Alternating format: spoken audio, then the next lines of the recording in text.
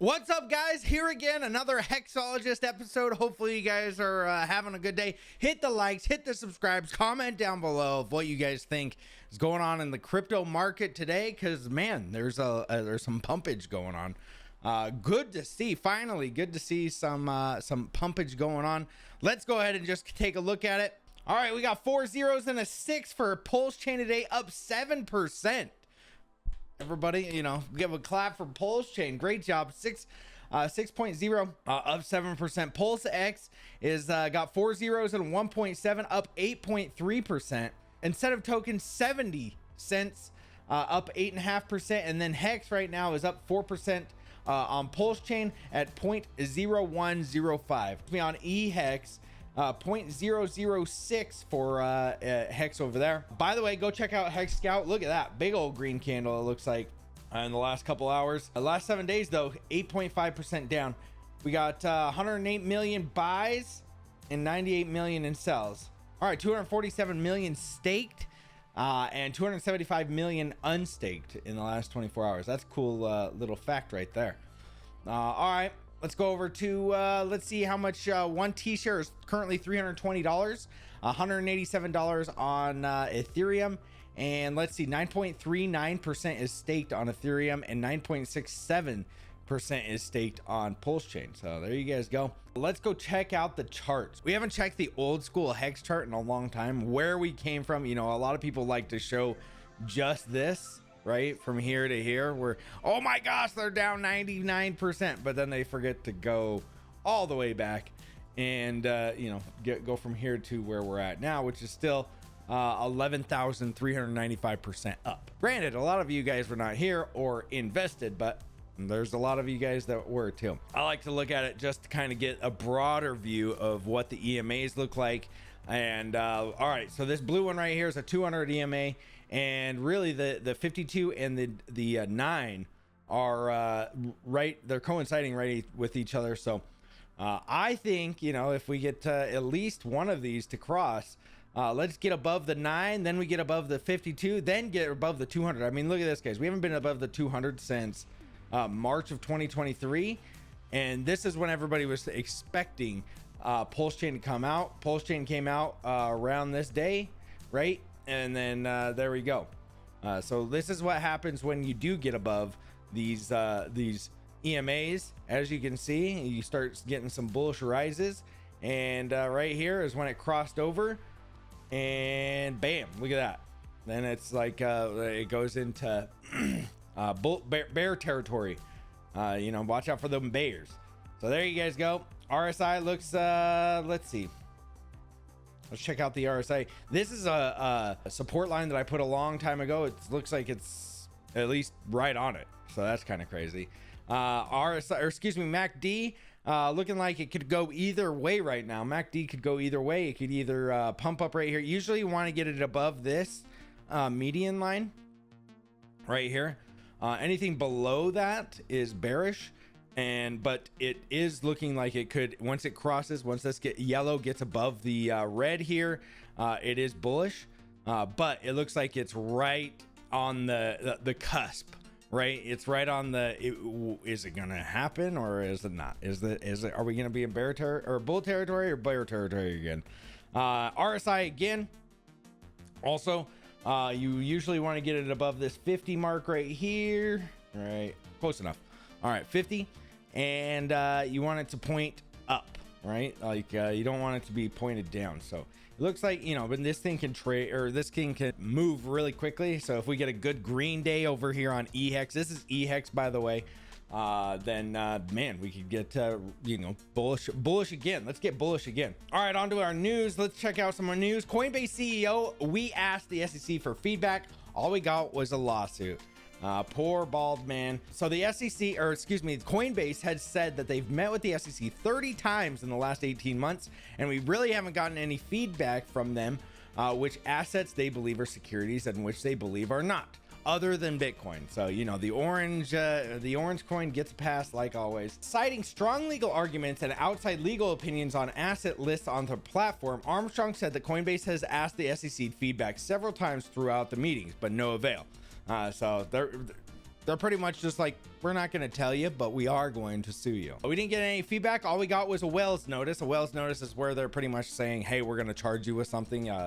Just stand by to get charged. On June 6th, lawsuit, the SEC charged Coinbase with operating an unlicensed securities exchange and stated that it considered several crypto assets listed on Coinbase to be unlicensed securities under U.S. federal law. So here are some of them. You know, people are all freaked out about HEX, right? The HEX securities, like, oh my gosh, HEX is under all this scrutiny. Look at this. Solana, Polygon, and Cardano also got listed as securities.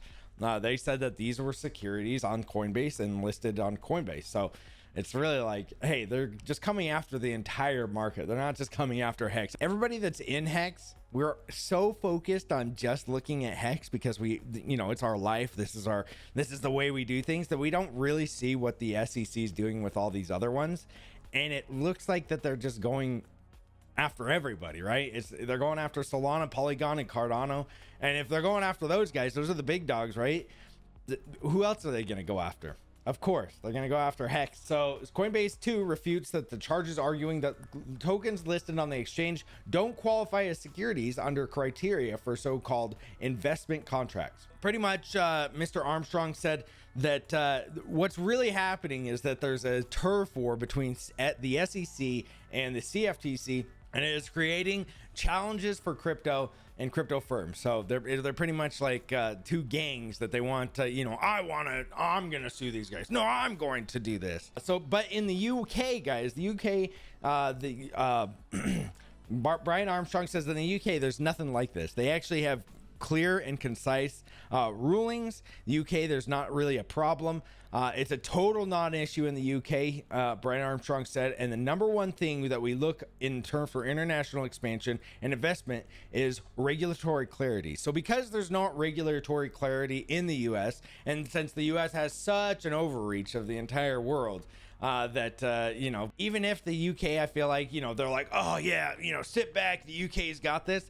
They'll be coming for you guys after, right? They're not gonna just sit in the U.S. So everybody, even if you're not a U.S. citizen, you should be, you know, fighting for this. You should be putting, you know, the Pulse petition, and all of this, because it'll come for you at some point, right? It's gonna come for you guys after a while. Armstrong said that the UK government under Prime Minister Rishi Sunak has been very pro crypto, adding that everybody has really said that they want UK to be the crypto and Web3 hub. So look, all of those jobs, all of those investments, people are just going to start moving out of America. And I'm guessing that at some point, America is going to see that and then maybe go, oh, we overcorrected, right? And then maybe give us some of our freedoms back, which is stupid to even say, right?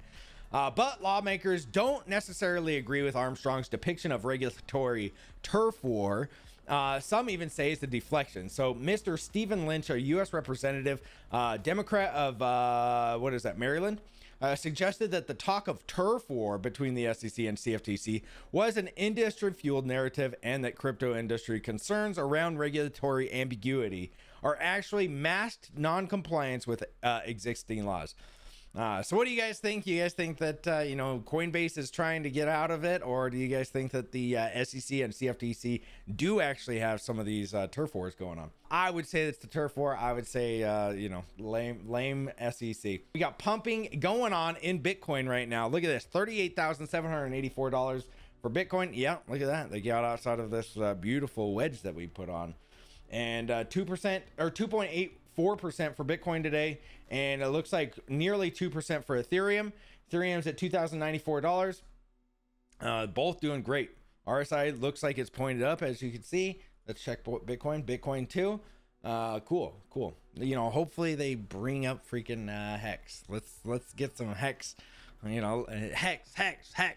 Let's go Hex. So why is the crypto market up today? In the last 24 hours, MicroStrategy, you know, they announced the $600 million that they bought at 36,785, which, you know, after they bought, is that bullish? I don't know. They can't do anything but sell it at this point. But they're holding at least $6 billion. So they bought about 10% of their holdings just a couple of days ago. So they are saying that MicroStrategy's Bitcoin investment comes a month ahead of the U.S. Securities and Exchange Commission's potential approval of the Bitcoin the ETF application. So I guess in a month that they'll figure out if they're going to give this ETF.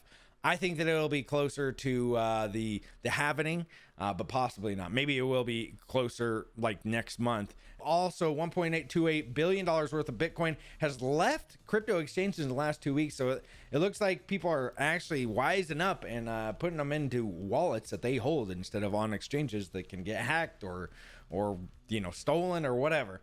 Not your keys, not your coins, right? Anticipation about the Federal Reserve's pause in interest hikes.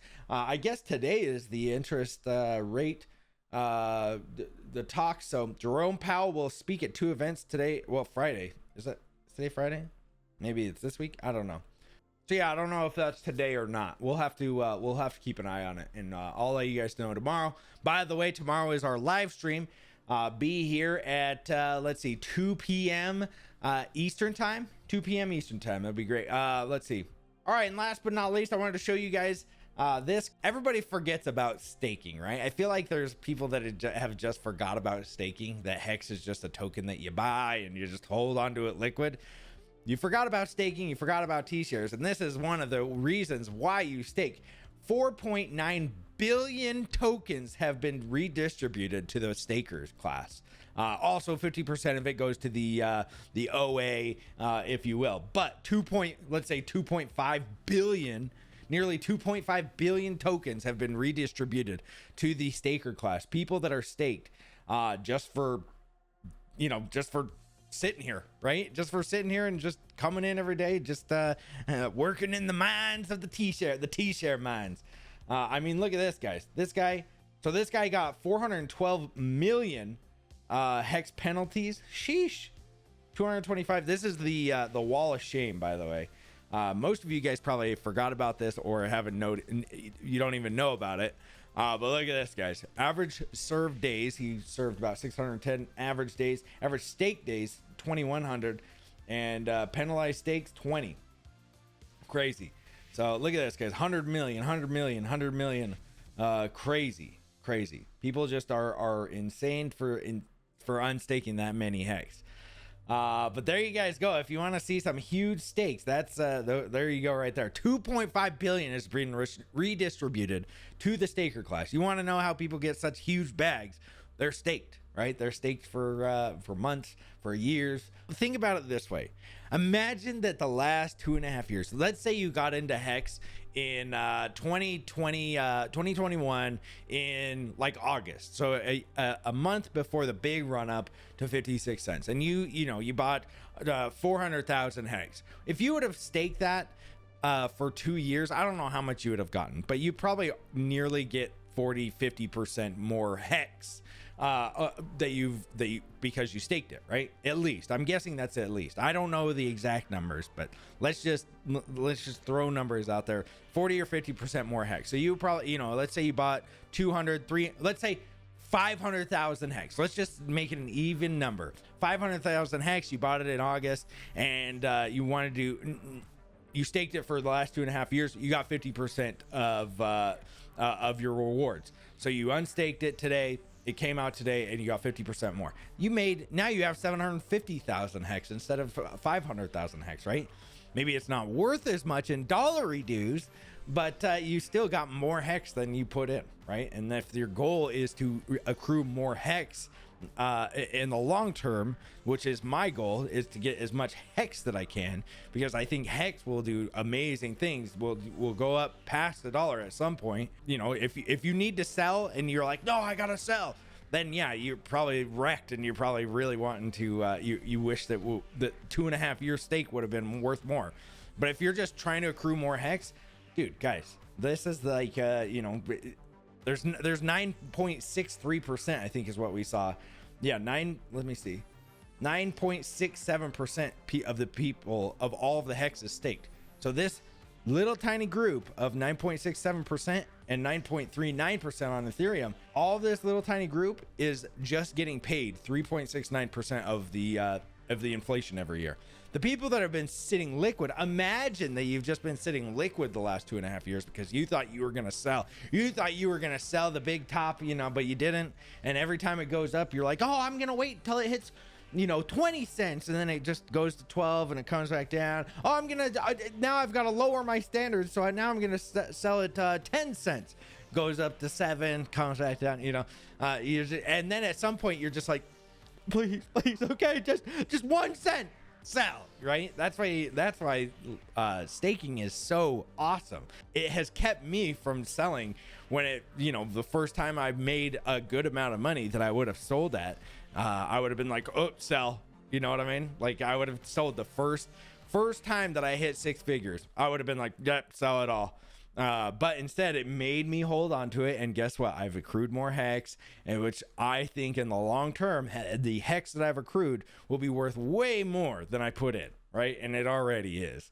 But for most people that are out there, I mean, geez, staking is the no-brainer, I thought. But that's it for today. Hopefully you guys have a great day.